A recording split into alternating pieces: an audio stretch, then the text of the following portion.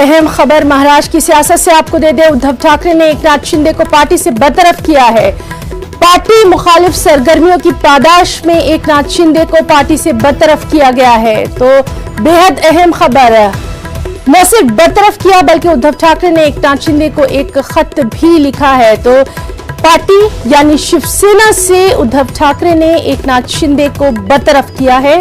Party मुखालिफ सरगर्मियों की पादाश में एकनाथ शिंदे को बरतरफ किया गया है और सिर्फ यही नहीं बल्कि उद्धव ठाकरे ने एकनाथ शिंदे को एक खत भी लिखा है। तो इस तरह से अब एकनाथ शिंदे शिवसेना का हिस्सा नहीं रहे।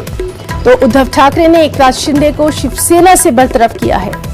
एकनाथ शिंदे को पार्टी मुखालिफ सरगर्मियों की पादाश में बरतरफ किया गया है। एक खत भी उद्धव ठाकरे ने उन्हें लिखा है। खत में क्या कुछ है और किन किन लोगों को बरतरफ किया गया है, तमाम अहम जो तफसीलात हैं उस पर भी आज दिन भर हमारी नजर रहेगी और इस पर एकनाथ शिंदे की तरफ से क्या कुछ रिएक्शन आता है उस पर भी हमारी नजर बनी रहेगी।